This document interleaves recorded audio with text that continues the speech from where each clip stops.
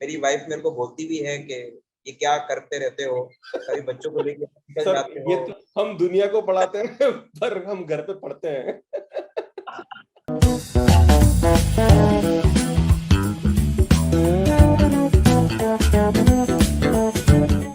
Hello students, मेरा नाम doctor Gajendra पुरोहित है और आज हमारे साथ है जयपाल विश्वकर्मा सर। अगर आप बीएससी कर रहे हैं, इंजीनियरिंग कर रहे हैं या किसी भी सब्जेक्ट की जो कि हायर मैथमेटिक्स का है, तो आपने सर के वीडियो जरूर देखे होंगे। और आज सर से हम डिस्कस करेंगे कि बहुत सारे स्टूडेंट्स के हमें क्वेश्चंस आए जब हमने गुरु पूर्णिमा पे एक पोस्ट डाली थी सर आपके साथ, और बहुत अच्छा बच्चों ने वहाँ पे बहुत अच्छे अच्छे क्वेश्चंस पूछे हैं। तो sir one by one questions मैं यहाँ पे लूंगा। ये सर एक एड टॉक है जहाँ पर हमें स्टूडेंट्स की जो प्रॉब्लम्स होती है, पढ़ाई के अलावा बहुत सारी प्रॉब्लम्स होती है, तो उसके बारे में हम डिस्कस करते हैं। और sir welcome to this session. Thank you very much Gajendra sir. और मैं सारे बच्चों को ये बताना चाहता हूँ कि गजेंद्र सर आप लोगों के लिए बहुत मेहनत करते हैं। और इवन जब मेरी उदयपुर में उनसे मुलाकात हुई थी, पहली बार हम लोग वहाँ पे मिले थे, तो हम लोग काफी अच्छे मित्र भी बन गए और उसके बाद रेगुलरली जुड़े हुए हैं। तो फिर से एक बार आपको धन्यवाद कि आपने इस मंच पे मुझे आमंत्रित किया और बच्चों के साथ में उनके जो प्रॉब्लम्स हैं उनको शेयर करने का मौका दिया। Thank you. तो सबसे पहला क्वेश्चन यहाँ पे है कि आपकी जो अर्ली एज में जो आपने कुछ मिस्टेक्स करी होती है, वो कहने के आपको फ्यूचर में कुछ उसका रिग्रेट होता है, या इस पे क्वेश्चन पूछा है संदीपन ने। ये क्वेश्चन बड़ा ही कठिन है।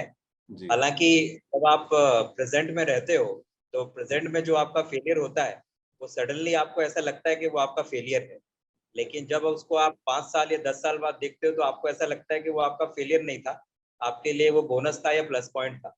अर्ली एज वाली जो गलती वाली बात है ना, तो ऐसा कुछ नहीं, गलती बच्चों हम सभी से होती है।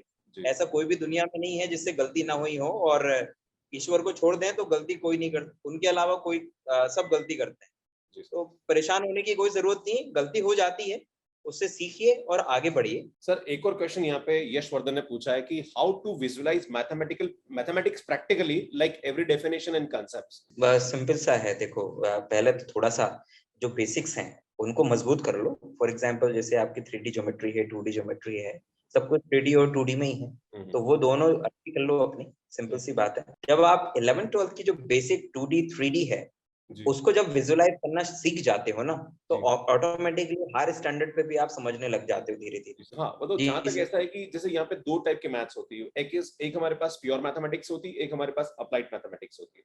तो प्योर मैथमेटिक्स की जो कंसेप्ट होते हैं वो इनविजिबल कंसेप्ट होते हैं, जिनको आप ज्यादा विजुअलाइज नहीं कर सकते, वो कंसेप्ट को आपको लेके चलना पड़ेगा, राइट।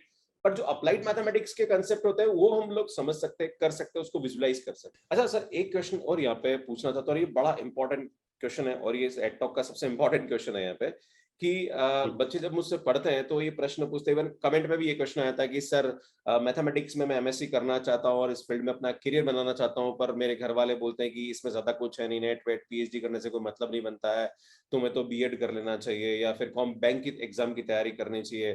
तो सर आपने भी इस फील्ड में काफी अच्छा किया है, हम लोग भी कर रहे हैं, तो आप इसके बारे में क्या उनको एडवाइस देना चाहिए, क्या मैथ्स में कुछ करियर नहीं है? मैथमेटिक्स जो है एक इंडिपेंडेंट सब्जेक्ट है और वो कई सारे सब्जेक्ट्स के साथ में लिंक्ड है, चाहे केमिस्ट्री हो, चाहे फिजिक्स हो, चाहे इंजीनियरिंग हो, बहुत सारे सब्जेक्ट हैं। तो आप कभी ये मत सोचिएगा कि मैथ्स में करियर नहीं है। अरे आप पीजी करो, पीएचडी करो और फिर अपने सब्जेक्ट को क्या कहते हैं, रिसर्च के साथ जोड़ दो ना। रिसर्च के लिए मैथमेटिक्स वाला जो बंदा है वो बंधा हुआ नहीं है, वो कहीं पे भी जा सकता है, कहीं पे भी जा सकता है। कि हम लोग क्या कहते हैं, अपनी पढ़ाई को केवल एक नौकरी पाने तक सीमित रखते हैं। जी। नहीं, अपनी पढ़ाई को नौकरी तक सीमित मत रखो, बहुत आगे तक का सोचो, रिसर्च लेवल तक का सोचो। जब हम लोग कुछ नया करने के लिए सोचेंगे ना, तब कुछ होगा और देश को उससे फायदा होगा। सर एक क्वेश्चन और मैं पूछना चाहूंगा कि जब आपने YouTube स्टार्ट किया था तब आपको क्या स्ट्रगल्स आए थे और उसको आपने कैसे ओवरकम किया? बच्चों को पता है कि जो मेरा YouTube चैनल है वो भगवान सिंह विश्वकर्मा के नाम से। जी। तो बेसिकली वो YouTube चैनल मेरे भाई ने शुरू किया था और सडनली या फिर ये कह लीजिए कि कुछ उस समय की सिनेरियो ऐसा था कि मुझे YouTube के वीडियो बनाने पड़े, है ना। कारण ये था, मैं बता देता हूँ, डिस्क्लोज मुझे करने में कोई प्रॉब्लम नहीं है। क्या है कि जिस जगह पर मैं सर उस समय प्राइवेट कॉलेज में पढ़ा रहा था, तो वहां पर क्या कहते हैं, मुझे धोखे से उन्होंने कॉलेज से निकाल दिया था।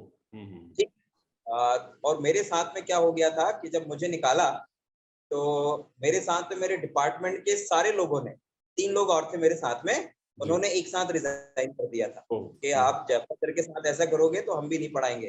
तो हो ये गया था कि फिर कॉलेज में मैथमेटिक्स का कोई टीचर ही नहीं रह गया था, खाली हो गया था पूरा। और बच्चों के एग्जाम आने वाले थे तो बच्चों ने फोन लगाया कि सर अब हम कैसे पढ़ें, कोई पढ़ाने वाला यहाँ पे, टीचर भी आप लोग सब छोड़ के चले गए हो। तो मैं थोड़ा परेशान था, तो मेरे भाई ने कहा कि भैया क्या प्रॉब्लम है। तो उसने मेरे को पूछा, मैंने कहा ऐसी ऐसी है। तो उसने कहा ठीक है, आप अपने वीडियो लेक्चर बनाओ, मैं यूट्यूब पे भेज दूँ, बना दूंगा, अपलोड कर दूंगा, आप बच्चों को लिंक भेज देना, बच्चे पढ़ लेंगे। तो वहां से फिर बच्चों के लिए मैंने वीडियोस बनाए और उसने अपने यूट्यूब चैनल पे अपलोड कर दिए। जब मैंने अपना YouTube स्टार्ट किया था तब मैं आपके वीडियोस को देखता था कि मैंने कहा हाँ सर अच्छा कंटेंट बना रहे हैं, मैंने कहा मुझे भी ऐसा बनाना चाहिए। सर एक क्वेश्चन और मैं पूछना चाहूंगा यहाँ पे कि बहुत सारे स्टूडेंट का एक क्वेश्चन होता है कि सर अगर मैं बीएससी कर रहा हूँ तो क्या मुझे साथ साथ में एमएससी के लिए अगर मैं जाऊं तो मुझे आईआईटी के लिए आईआईटी जेम एग्जाम की तैयारी साथ में स्टार्ट कर देनी चाहिए, या मैं गेट अगर इंजीनियरिंग कर रहा हूँ तो गेट की तैयारी साथ में कर देनी चाहिए, या अगर मैं एमएससी कर रहा हूँ तो मुझे सीएसआईआर नेट की तैयारी एमएससी के साथ करनी चाहिए? और सर करनी चाहिए तो मैं टाइम कैसे मैनेज करूँ? क्योंकि कहीं ना कहीं स्टूडेंट्स का टाइम मैनेजमेंट का बड़ा इश्यू होता है। वो कॉलेज जाते हैं और जाते हैं करते कुछ नहीं है पर बोलते हैं कि हमें टाइम नहीं मिलता है। तो सर कैसे निकाले टाइम? मतलब बच्चों को प्लान पहले ही कर लेना चाहिए। अगर बच्चे ने क्या कहते हैं 12th क्लियर करने के बाद ही डिसाइड कर लिया है कि उसको भाई असिस्टेंट प्रोफेसर बनना है, तो फिर लाइन पूरी क्लियर हो गई कि उसको बीएससी करना है, एमएससी करना है, फिर पीएचडी कर लेना है। ठीक है ना। अब भाई बीएससी में उसने एडमिशन ले लिया 12th के बेसिस पे, अब एमएससी के चॉइस है उसके पास में कि वो आईआईटी से करना चाहता है, एनआईटी से करना चाहता है, कहाँ से करना चाहता है। तो अगर आईआईटी एनआईटी से करना चाहता है तो करो भाई आईआईटी जेम की तैयारी, उसके अलावा कोई ऑप्शन नहीं है। ठीक है। अब आप वहां से एमएससी के लिए पहुंच गए, अब तो खैर कई सारे आईआईटीज और एनआईटीज जो है आईआईटी जेम के बेसिस पर जो उनका कंबाइंड पैकेज होता है, इंटीग्रेटेड कोर्स होता है, पीजी प्लस पीएचडी, उसमें एडमिशन मिल जाता है। तो अगर आपका इंटीग्रेटेड कोर्स में एडमिशन हो गया तो फिर कोई प्रॉब्लम ही नहीं है, आपको फिर नेट या गेट क्वालिफाई करने की जरूरत ही नहीं है ना। लेकिन अगर आपने केवल एमएससी करा है और उसके बाद में आपको फिर पीएचडी करना है और आपको स्कॉलरशिप भी चाहिए, तो फिर आप सीएसआईआर नेट या गेट के लिए ट्राई करिए। और पढ़ते पढ़ते तैयारी करनी पड़ेगी बच्चों, आखिरी में कोई तैयारी वैयारी ऐसा नहीं है होती है। जो आप पढ़ रहे हो वही तो सिलेबस है भाई। गेट ये उसका आईआईटी जेम का जो सिलेबस है वो पूरा का पूरा बीएससी का ही सिलेबस है, और हार्डली जो आप बीएससी में पढ़ते हो शायद उसका 50% सिलेबस भी नहीं है वो। जब आप बीएससी फर्स्ट ईयर में पढ़ रहे हो तो बीएससी फर्स्ट ईयर के कौन से टॉपिक आईआईटी जेम में या सीएसआईआर नेट में काम आएंगे, वहां पे अच्छे से प्रिपरेशन करो, उसकी तैयारी करो, उसके नोट्स बनाओ बढ़िया। सेम चीज सेकंड ईयर में करो, सेम चीज थर्ड ईयर में करो। सर एक लास्ट क्वेश्चन, और ये आपकी पर्सनल लाइफ से है कि लाइक पढ़ाने के अलावा आपको और क्या चीजें ऐसी पसंद है और क्या करना आप पसंद करते हैं?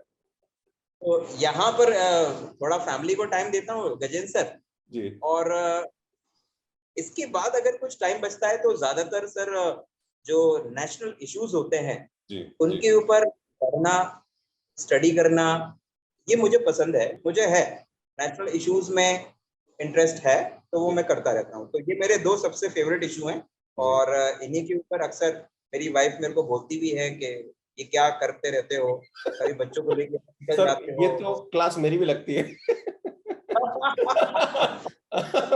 मैं भी आपका क्लासमेट हूँ इस चीज के अंदर। हम दुनिया को पढ़ाते हैं पर हम घर पे पढ़ते हैं। अपनी अर्धांगिनी है यार, अपना आधा पार्ट है। और सही बताया ना सर कि आप वहां पर बैठ के ये सब कर रहे हो और मैं यहाँ पर बैठ के आपके साथ बातचीत कर रहा हूँ, इसमें सबसे बड़ा बैकबोन जो है ना वो शायद उसी लाइफ पार्टनर की है। बिल्कुल सी बात, सही बात। अपने अपने परिवार को, अपने बच्चों को और इवन शायद अपने माता पिता को भी संभाल रखा है, इसलिए आप और मैं फ्री होके काम कर पाते हैं। अगर घर की टेंशन होती तो शायद मैं और आप इतना फ्री होके काम नहीं कर पाते। जी सर, जी सर। चलो sir, thank you so much, बहुत अच्छा लगा आपसे बात करके। और लास्ट में वही कहना चाहूंगा स्टूडेंट से कि जयपाल सर मेरे बहुत अच्छे मित्र हैं और हम दोनों बीच बीच में बात भी करते रहते हैं कि हम कैसे स्टूडेंट्स के अच्छे के लिए काम करें। और बहुत जल्दी एक सेशन और हम लेने की कोशिश करेंगे। आप अपने क्वेश्चंस देते रहिए, पूछते रहिए, हम जरूर नेक्स्ट टाइम ऐसा कोई एक सेशन और करने की कोशिश करेंगे। एंड सर, जयपाल सर, बहुत बहुत धन्यवाद आपका। लास्ट में कोई स्टूडेंट को मैसेज देना चाहें आप? गजेंद्र सर, आपका बहुत बहुत धन्यवाद इस मंच के लिए। और बच्चों को मैं यही कहूंगा कि शुरू से लेके आखिरी तक हम एक ही चीज के ऊपर अटके रहे, और वो है कि बच्चे अपने लिए लक्ष्य निर्धारित कर लें। आप 10th के बाद से सोचना शुरू कर दीजिए, आपका इंटरेस्ट किस में है, आप क्या बन के खुश होंगे, इसके ऊपर आप काम जरूर करिए। आप जब मूवी देखते हैं ना, तो हर कैरेक्टर आपको पसंद आता है या नापसंद आता है। जिस कैरेक्टर में आप अपने आप को सबसे ज्यादा खुश पाते हैं ना, आप उस प्रोफेशन में आगे चले जाइए। या आपको ऐसा लगता है कि इस प्रोफेशन में या इस क्षेत्र में सुधार की आवश्यकता है और आपको कभी कभी पीड़ा भी देता है, आप उस क्षेत्र में जाके काम करिए। तो लक्ष्य निर्धारित करिए और उसके लिए जुट जाइए।